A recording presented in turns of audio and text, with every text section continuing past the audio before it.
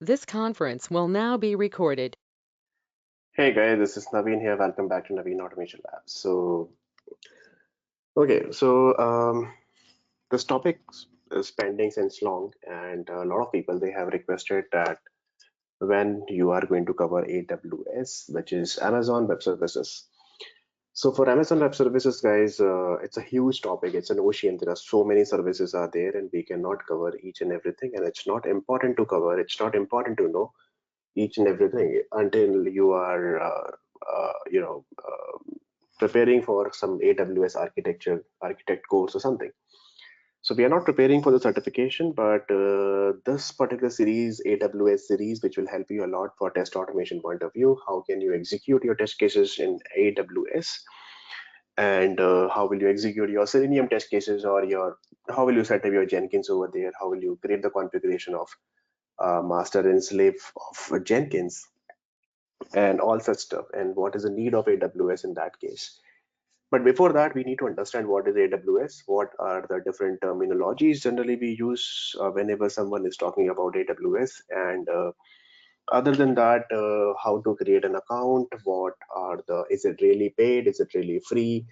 Okay, a lot of things we need to do that before. It's not like directly we can start AWS. Okay, so that's why the first chapter is always about what do you mean by AWS. Okay, so I'll try to give you some idea, although there are some experts are there in the market, they really know about AWS. But I've been using AWS from last from my Walmart days. In Walmart also we were having AWS, and then although Walmart and Amazon they are competitor, but still we have hosted some services on AWS. In fact, in my current company also, our entire infrastructure is available on AWS. So I'm having some good knowledge about with respect to test case design. I mean, execution on AWS and some basic S3 bucket and EC2 and also okay services and IAM services and all those things. So I'll try to give you at least some good idea. You will have some really good idea about it. Anyway, so without wasting our time, first of all, that we know Amazon Web Services is a cloud data center machine which is available in the form of regions, in the form of availability zone, and then you can directly host your services. You can execute. You can directly move the entire infrastructure on a specific private cloud, which is provided by AWS, and AWS will provide you all the different configuration, good machines over there, good instances over there. That okay, yeah, I need let's see 8 GB RAM machine or 16 GB RAM machine. I need this particular hardware over there. I need to install all these things over there, and different pipelines I want to create over there, and what are a different user configuration and user management configuration I want to do that. And everything is provided by AWS. So AWS is a huge thing. Okay, so that my entire infrastructure is available on AWS. It means that my web server, my application server, my database server, my services are hosted over there, right? So that is the beauty of AWS. So let's say if you have AWS like this over here, and you just need to have two different clients, your mobile client, your web client, your iOS client, your Android client, they will be using your services which are hosted on AWS over here. And on AWS, you have to install all these different softwares on a okay, this is your private cloud, or it could be a public cloud also, which is having your web server over here, your app server, your database server, or your some other infrastructure DevOps activities point of view. We have Jenkins, we have database servers, SQL servers are available, your Puppet, Chef. There are a lot of other softwares are available on this particular AWS machine, like that, and it's everything is running on the cloud machine and in the form of production. So you don't need to understand everything, but that is the basic use of AWS. Okay, I'm not going to create my own data center. It will be very expensive thing, and I have to maintain a lot of things. The maintenance also very important in such platforms. So those were the old days. That time we were using our own data centers, and from third-party data centers company we were interacting. And but Amazon Web Services said, okay, fine, we will take care of your infrastructure. The high availability point of view, your server will never be shut down, and you don't worry about the load balancing and everything. We will take care of it. Okay, you just need to pay for it for your services, and then we will set up the entire infrastructure for you. You just need to develop your code and then host it over here, and that's it. That is the purpose of Amazon Web Services, right? But now for test automation point of view, how exactly we can do that? For test automation point of view, guys, what we have to do that let's see, this is your Git repository, right? Your Git repository is available over here, and this is your Jenkins machine is running right guys, right? So what exactly we are doing currently? We are doing that. Okay, yeah, this is my Jenkins machine, and I simple take the code, latest code from the Git repository through the Jenkins. I'll be executing my test cases and everything like that. Or maybe you're running on some Docker machine or something like this, or your Docker machine is running somewhere on a particular machine over here like that, right? This is a typical configuration. Most of the time we do that, right? If you have seen, this is my Git repo. Under this particular Git repo, we have the entire master code is available over here like that. And then we have a Jenkins machine which is running over here. Okay. And then you have a Docker container which is up and running, Docker container which is a complete grid setup that you have developed over here, which is running over here. So how exactly Jenkins will take the code from Git and it will trigger the test cases on your Docker machine over here, or maybe in your local machine if you don't have Docker containers like that. So it could be possible like that, right? Or your test case are running on your Jenkins machine as well. But this is not for small configuration for a small test cases. Let's say 50, 20, 30, 100 test cases you have that's okay. But what if you need more infrastructure? What if you need 1,000 test cases to run, or 2,000 test cases, or 500 test cases to run daily basis, right? So you need a proper infrastructure. You need proper infrastructure with respect to multiple nodes that you want to create, multiple Firefox node and Chrome nodes you want to create. Let's say you want to install Selenium or Selenoid on AWS machine, or you want to set up the entire grid infrastructure over there. So it's very difficult to maintain locally or on a particular server. So in that case, what we take it, okay, fine, this is the AWS cloud, which is like this. This is my AWS cloud. Okay, let's see, this is a cloud. And on this particular AWS cloud, I'll be maintaining my what? I'll be maintaining my Jenkins slave over here. So this is my Jenkins master, I would say. This is my Jenkins master. So we will be using the concept of Jenkins master and the Jenkins slave. Okay, so I'm just giving you the basic infrastructure. Same thing you can explain at a time of interview also. If nobody is going to ask you the question that how will you configure, that is a different thing. But you can explain this is what the kind of infrastructure on AWS we are using it. So let's see, this is a Jenkins slave, and then you have, and then let's see your Docker hub is running over here. And from the Docker hub, what exactly you have done that, okay, you have created multiple nodes over here or multiple images over here you have downloaded on your AWS machine like this. So let's see, this is, and from these images, you have created your container. So let's see, this is my first container for grid. This is my Firefox container. This is my Chrome container. I have, let's see, two Chrome containers. And then you have some other container also, let's see, okay, for some other purpose. So these are the Docker images. Okay, I would say Docker images, and then you are running some containers out of it. Multiple containers you are running out of it like this. And this is my Docker hub that is separately hosted, okay, by Docker, and then I'll be okay pulling this, okay, these images from the Docker hub. So yeah, so this is the thing, we will take it from Docker hub, multiple images, and then we will set up, and then we will start our containers over there. So this part I'm talking about, this is my AWS machine. Okay, so we will take some instances over here. Let's see my EC2 instance, which is having some, let's see 4 GB RAM or 8 GB RAM. Okay, like this, 4 GB RAM and some basic hardware configuration. We will take it, or let's say you have this particular Linux machine, or maybe the Windows server. We will take it over there, and then you are taking, let's say we need a 4 CPU machine or 8 CPU machine like that. So we will, that configuration we will do it. I'll tell you later how to do that, right? So this is the AWS configuration, AWS setup, and then this particular AWS setup is available in a particular region. Now, how exactly this from the Jenkins master, we will trigger the build to Jenkins slave, and Jenkins slave will trigger our test cases over here. Okay, so Jenkins master will take the latest code from the Git repository, and you are the developer automation engineer who is sitting over here, right? So you guys are sitting over here, which is who are developing the code.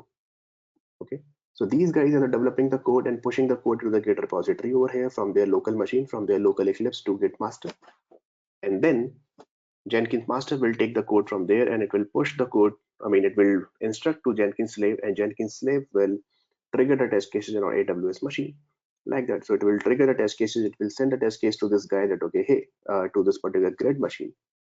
Okay, and then to this particular hub is already connected to your nodes over here, like that. Okay, like this.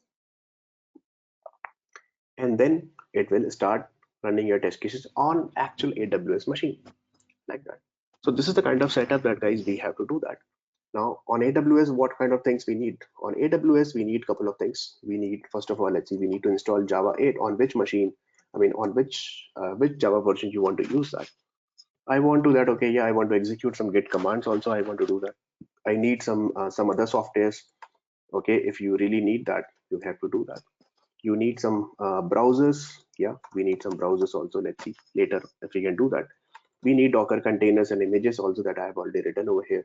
So all those things we will be installing in this particular AWS instance over there. So this is the AWS cloud. On that particular AWS cloud, we will create one instance over there.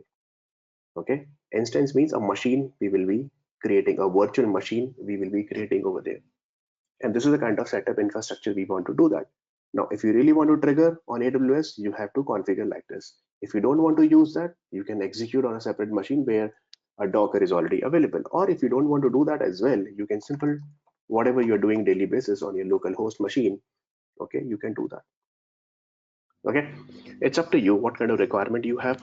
If you have a very simple 30-40 test cases, you don't need to spend money on AWS. But if you have a huge amount of test cases and you need a proper infrastructure for that, in that case you have to do something like this.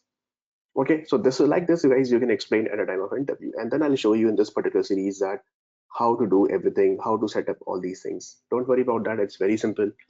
Okay, these are just not rocket science, but yeah, you need to understand what we have to do that. Now AWS is paid. Okay, some features, some services are free for 1 year, for 12 months, or not fully available. But it's not like, okay, everything is free. It's not open source, you have to pay for it, but it's a minimal amount you have to pay. So it's up to you. If you really want to practice with the paid amount, with the paid services, you can do that. Otherwise you can ignore that as well. But it's, I would advise you, please practice at least once to understand the whole process with respect to AWS. It will be really good for you, for your automation point of view, and it will be very uh, good thing for your resume and profile also. Anyways, now let me create another diagram over here. So then, before moving to next thing, you really need to know that, okay, AWS terminologies, because if you go through any AWS tutorials or any courses, the first thing you will understand it, okay, that what are the different terminologies, okay, you are going to use for AWS. This is something very important, and these are the very common things you have to do that. Okay, so first thing we are going to talk about the region. Okay, guys, the region is very important. So what do you mean by region? Region is a very common thing. So region means a geographic location, geolocation, right? It could be, let's see, in Europe, it could be in USA, it could be in, let's see, in Japan, it could be in India. Where exactly your region is available, where exactly your AWS service center is available, the data center is available over there. So there are multiple regions are available, and I'll show you in the form of diagram also. Okay, and then let's see, I'm sitting here in Bangalore, India. So I would prefer the, okay, I can pick any region, European region or USA, Japan, India, or Jakarta, or maybe some African country or whatever. I can pick any region from there, but I would prefer that, okay, hey, which one is the latest, or sorry, the nearest one. So let's see, if I'm sitting here in Bangalore, so I would prefer that, okay, in India, in Mumbai, we have two regions, I think, or two or three regions are available. I'm not sure about it, but in India, Mumbai, okay, they recently started in 2016, and we have two regions are available over there. So I would prefer that, so that I can improve the latency. I can, okay, because obviously, if my data is, or my application is hosted on the in the Mumbai location, and I'm sitting here in Bangalore, that will be the more preferable geolocation for me. Okay, for the availability point of view and the performance point of view. But it's not compulsory. You can pick any region from there. So the first thing is that you need to understand that is called the region. Okay, over here. Second thing, guys, you have to understand that is AZ. AZ means availability zone. Okay, sorry for spelling mistake. Yeah, availability zone. Availability zone means a building, or I would say a data center. So let's see, I'm here in Bangalore, or let's see my AWS region is available in Mumbai. So in AWS region, in a particular region, you should have at least minimum two AZs. Why? It's a building, a big building over there where they will set up all the infrastructure over there, and they will set up all the data centers, hardware, and everything. Okay, they will be doing over here. Why we should have multiple AZs in a particular region? Let's say in Mumbai region or Japan region or USA region, you have 4 or 5 different AZs are available, because you never know if any natural disaster is there, or let's say any earthquake or any flood is there, or let's say any attack, terrorist attack, or any kind of thing on that particular building. So your data is not lost. At least you have another region to serve the data, to serve the application. Okay, for the high availability point of view, right? So in that case, guys, availability zone concept is there, and you should have at least minimum two AZs. Okay, for the high availability. So I would say that okay for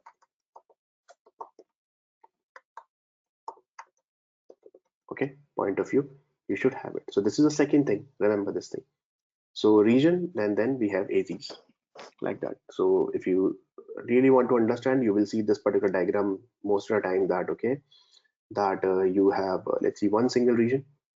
This is the region, and then you will be having multiple AZs over here. So AZ number 1, AZ number 2, AZ number 3, and they all are connected like this for data sync point of view, or like this.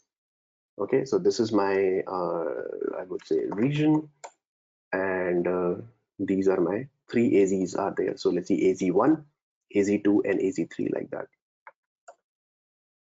Okay, like this. Okay, anyways, perfect. Okay, now the third thing you need to, that is called VPC. Okay, VPC means that is private network. You have to create that for that. Okay, so virtual private network you have to create in a particular region. Okay, so let's say you are hosting some web services, or your services or your microservices over there, or your database server or app server or web server over there. So you need to set up one private cloud over there. So that is for your private cloud network, you have to set up over there. So that is for VPC, you can do that. Just like a private network, you have to set up over there. And then you will provide some security and everything. Okay, like that. Now, the next term is that subnets. Under that particular VPC can have multiple subnets for different applications. So what you have to do for different applications, what do you mean by applications? Let's see, for your web server, for Jenkins, or for app server, or for database server, and all those things. So you need, let's see, I want 10 different web servers. Okay, okay, within that VPC. Okay, so you need to set up some subnets over there. Subnet means a sub network over there. So that will be called your sub network. Okay, under the same VPC. Okay, so I would say VPC is a subset of, sorry, subnet is a subset of VPC, and VPC is a superset of subnets. So you have to create different sub networks over there, and then accordingly you have to okay configure these subnets. So this is the second term you need to understand with respect to subnets. Now, fifth thing you need to understand, that is called AMI. AMI is very common term in AWS. In fact, in every tutorial you will see what do you mean by AMI. AMI means Amazon machine image. Just like we have a Docker images. Okay, same thing. You need to tell that okay, hey, this is my, I want which operating system, and then I want different applications and the softwares I need that. Okay, for that particular AMI. So this is the common term in Amazon. We say that okay, yeah, we need this Amazon machine image. We need to download that. Let's see, Jenkins image or whatever on that particular operating system. You need that. You have to do that. Now the sixth is security groups. Okay, you have to create some security groups. It means security group means according to AWS definition, this is called for firewall rules you have to define over there. Okay, firewall rules for different instances that you are using it. Okay, in AWS you have to define. So some security firewalls, authentications, and everything you have to define. okay, for data security point of view and everything. Just like in a normal company, we define firewall, right? It's the same thing over here that, okay, you have to define the security groups and security firewalls, okay, for that particular region, you have to define that. And the seventh one is that is called IAM. IAM is a very common term. I was working with IAM and when I was working with Walmart. So that is called Identity Access Management. So this is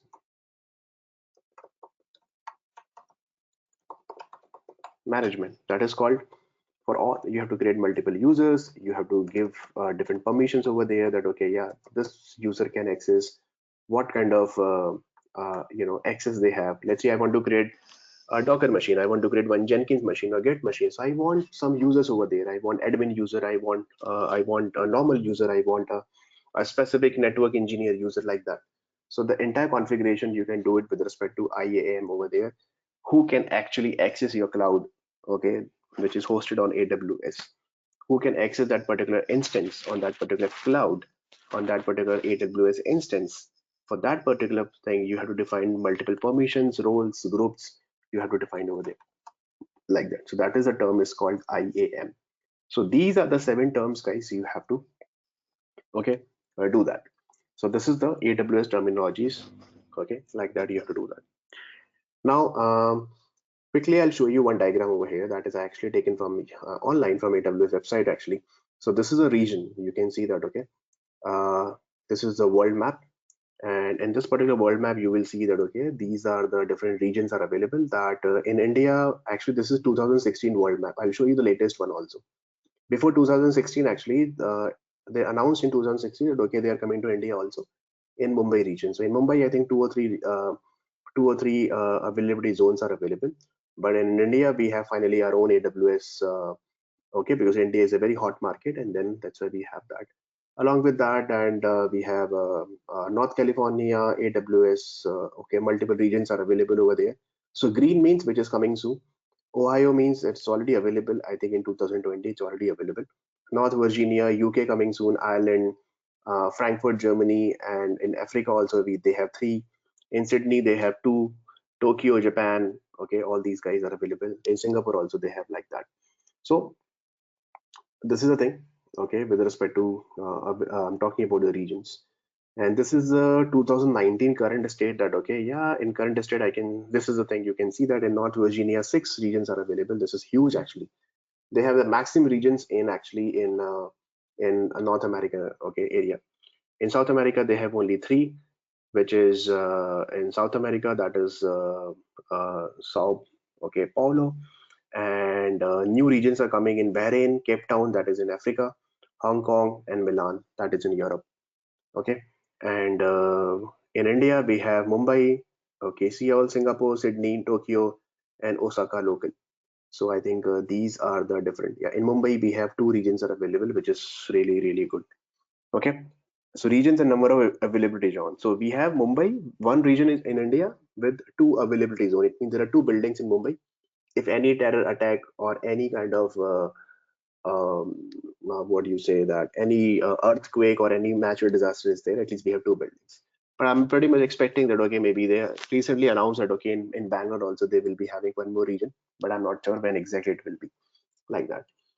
Okay, now you see this particular diagram, that is the AZ inside Amazon VPC. So let's say you have a smartphone, pad, tab, PC, or AWS or console you can access. So this is called, let's say this is a building. Okay, in this particular building you have a availability zone. Under that particular availability zone you have EC2 instance, which is running on this particular IP address, and these are the load balancer between 2 availability zone, like that. Okay, so you have to create a VPC over here. Let's see, a virtual private network, like this virtual private cloud network. You have to create that, and this entire infrastructure is available under AWS, like that. Okay, then in that particular availability zone we have network ACL, then you have to uh, install your applications over there, okay, like that. And the same second building, the second availability zone, we have a separate VPC over there, and some other softwares are running, and that is also EC2 network over there, like that. So this is the overall picture diagram I'm just giving you, okay, like that. And through internet gateway you can access all these guys through all these okay clients that you have, right? And then we have for the data point of view, we have customer gateway, which is a customer data center, and 1 and 2, which is available, which is directly associated with that. So that is also possibility that okay, that is also available in your availability zone. Okay, like that. So this is the diagram that I have captured. But okay, so what I'm saying is please remember all these terms, which are these terminologies, which are very important, very common, okay, in AWS world. Now, what you have to do next thing is that I'll show you one more diagram. See, yeah, this is the latest one actually. This is the global infrastructure for AWS, which is available on AWS website. And in India, you can see in Mumbai, it's launched in 2016. Availability zones are three, not even two. They have three availability zones in Mumbai, which is really good for India. And in Australia, we have three. In Cape Town, in South Africa, we have this. And then you can see that again in Europe, Stockholm, they have this. And Frankfurt, Milan, Paris, Spain. In Spain, they are coming soon. And so this orange means coming soon. You can Osaka and then Jakarta, like that. Okay. I'm surprised that okay, they don't have anything in Russia actually. Okay, no issues. Anyway, so this is the thing, guys. In Hong Kong also they have that. So they benefit. You can just read it out: security, availability, performance, global footprint, scalability, and flexibility. All these features will be provided by. I just don't want to go through the theory and all those things that you can go through it like that. Now, what you have to do after that, you have to create an account on AWS. So what you have to do, guys, that you simple click on, okay, you do simple search on Google that, okay, Amazon sign up. And you simple click on Amazon, not sign up, Amazon AWS sign up.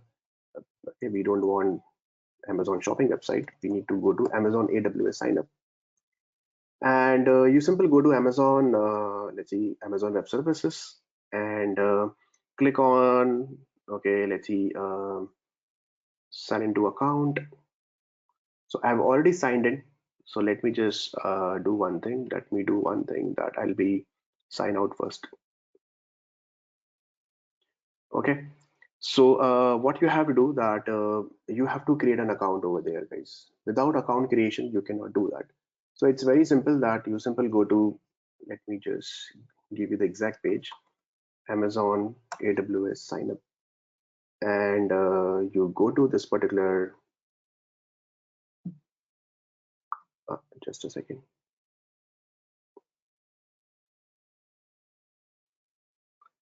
Okay, I think you can simply go to simple, in your case, it will be showing some sign up or something. In my case, it's showing sign into the console. So let's see, I'll simply directly click on sign into the console. So when you create the account, you just need to fill the registration form, guys. Let's see, yeah, this is a create a new AWS account. Yeah, sorry for that. You simply go to portal dot or aws.amazon.com. Okay, registration confirmation, and then you just need to sign up over there. Okay, so when you sign up, you have to fill your debit card or credit card information. They will just deduct only 2 rupees. Okay, just for the verification, and they will refund it back.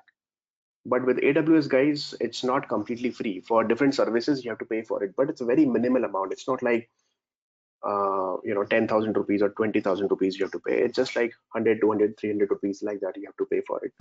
But most of the things we will be using free in this particular course. You don't worry about that. If you really want to go to their pricing section, also you can go there. That we will talk about later. Okay, you just simply go to their AWS free tiers. What are the different free things are available? So which most of the time we will be working with Amazon EC2. So you simply select that, okay, yeah, 12 months free, which is always free, and which are, let's see, compute division point of view. We don't need any database or dev tools. So this is always free, 12 months free, 750 hours, which is quite really good. And 750 hours per hour Linux machine you will be getting it. And that is T2 micro or T3 micro instance dependent on the region that okay you will be getting it. So that is, I think that is enough for me. So that I'll show you how to do that. So we will always take the free tier. Free tier means if it are freely available, we don't need to pay for it. Okay. So please sign up, and I'll show you one screenshot I've already taken. Just a second.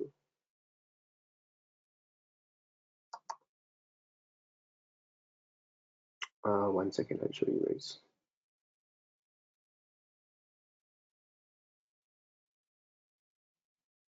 Yeah, this one. So when you sign up, right? So the last screen you have to pay for it. You have to enter your credit card information over there, and see it's clearly written over there. Okay, you just need to. They will deduct INR 2 rupees or a few cents if you are in America. Okay, so only 2 rupees they will deduct, and rest of the things, that's it. After that, you need to log in. So I've already created an account and I'm going to log in now. So simple sign into the console. That is called AWS console. You have to log in now. Okay, and I'll be using with the root user. This is my username that I've separately created, and click on next. And the password I'm going to give.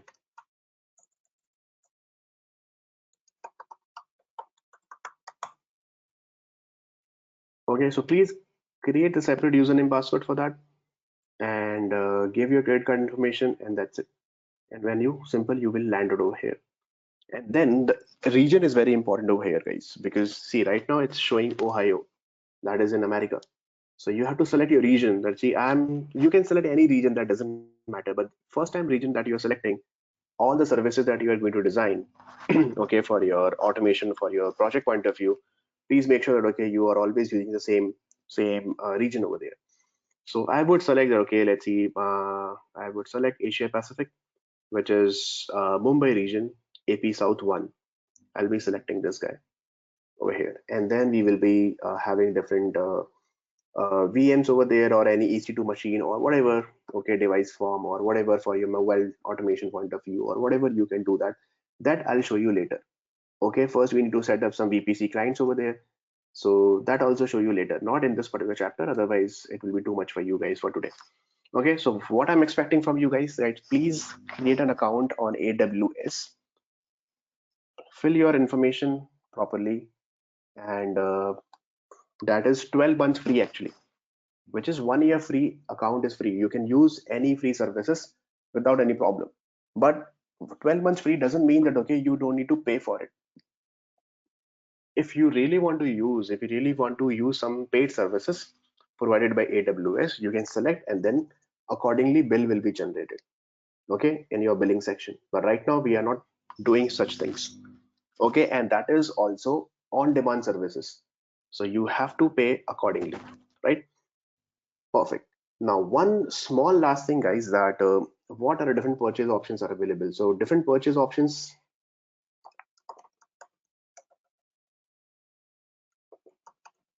why I'm covering all these things in today's topic, because that's a very basic, it's a very basic thing before starting for any chapter in AWS actually. So first thing is that you have to understand what do you mean by on demand services. On demand services means you have to pay per day basis, per hour basis, per week basis, like that. You have to pay for it. Okay, that means for a short term basis, you have to pay for it. So that is on demand services. You just let's see, go there, and then yeah, I want the services for per day or per hour, for 5 hours or 6 hours. Accordingly, AWS, okay, will you have to pay for it. They will start the billing accordingly, like that. That's a very good feature available in AWS actually. Okay. Second thing is that is called reserved. So all these terminologies actually I captured from AWS website, but I'm just giving you a very normal language over there. Reserve means you have to reserving your instances. Okay, let's see, for 1 year, for 3 years, you want to reserve, okay, your instances. That is not for short term, that is for long term actually. So you want to reserve, okay, yeah, you see that, okay, let's say you're going to start a new startup company, and you say that okay, yeah, it might be useful that okay, for 1 year and for 3 years I'm getting a good deal over there. So you can simple for long term, you can simple get it over there. So like that also, which is possible over here. Then the third one is that called dedicated payment option, dedicated purchase option. So dedicated means dedicated hardware you will be getting it. So dedicated hardware you will be getting it. This is just for you, okay, and it will never be it won't be shared with anyone. So that is called dedicated services will be given to you. But in on demand and reserve, it might be shared. Let's say you are not using it for the next 2 3 months. It can be shared with some other users also, with some other company also, or with some other corporate also, like that. Okay, so that is called dedicated. Now fourth one is called spot bidding. Okay, that is called for bidding instances. Okay, bidding instances, bidding for unused actually instances. Let's see what happens sometimes, guys, that you have taken a space, okay, on AWS, a particular in a particular region for next 3 months, and you are not using it. You hardly using it. So what exactly, AWS will keep monitoring your services and check the availability, and on the basis of that, okay, they will open it for bidding for other users. You can go there, you can start the bidding over there, and you can simply say that, okay, yeah, for all these idle services which are not being used by anyone, you can bid for those instances. Okay, so that is actually a really good thing. You can actually bid, okay, for those um, unused or idle services or instances, not services exactly, for instances. Okay, so you will get a very, in a very cheaper way, you can, okay, in a cheaper cost you will be getting it actually. So this is a cheaper option actually, like that. Okay, but the problem with the spot, it can be terminated anytime. Okay, it can be terminated anytime. Okay, because let's see, yeah, I was having some space, I said, okay, fine, it's open for bidding, but I want to use it again. So immediately I'll raise a request that, okay, no, please terminate for all the services, I want to use my own, okay, my instances now, so please stop. Okay, so now no one can use that, so your services will be terminated immediately at any time. So that is the problem with the spot, but it's a very cheap option like that, and you can simply select, you simply go to Amazon Spot Advisor. So I would let's see, simple write Amazon, sorry, Spot Advisor. You simply go to this first link, and here you will see Spot Instance Advisors, and you can select a specific region. Let's see, I want to select the Mumbai region, and I want a Linux machine and a CPU, let's see, around 8 CPU machines. Okay, and the memory I want, let's see, 8 GB RAM, like this. So I can say simple. So these are the spot instances are available. I can see that, okay, yeah, these are the machines are available. Less than 5% means the frequency of the interruption is less than 5%. It means 95% things are already, I mean, it's not being used. So the frequency of interruption you can check over there, okay, which is less than 5%. You can check there are other instances are also available. So the frequency of the instances are 5 to 10% over here. So accordingly, you can get it over here like that. Frequency of interruption greater than 20%, like that. So you can simply get all these, you can check, and you can bid for the specific, okay, thing over there in that particular region. Okay, and you can select any region like that, and which operating system, Windows or Linux you want, you can take it from there. So that is the concept of spot, I would say, spot instance advisor. Okay, remember this thing over here. Okay, perfect. So that's all for this particular video, guys, in AWS. I want to please log in, and when you log in, please select the region in which location that you are. If you're in US, if you're in Australia or Europe or Asia, okay, you can select the specific region and then you just go for it. And make sure that, okay, your details are available over here. That's my account and the billing dashboard and everything is written over there, and you can get your orders and invoices over here. But although we are using most of the time free services, free instances, so you don't need to worry about it. But initially it will deduct only 2 or 3 rupees from your account, and then just for the verification point of view that, okay, you have the correct credit card or not, or debit card or not, and then it will be refunded back immediately within 1 day or 2 days. So don't worry about that. Okay, perfect, guys. Thank you so much. Thanks for watching this particular video, and in the next video I'll be telling you how to set up other things, and then I'll be telling you more and more interesting stuff, that how can you execute your test cases in the AWS instance. So I hope with this thing you at least got some idea about AWS setup, how to do that, basic terminologies, purchase options, and how to create an account and how to log in after that.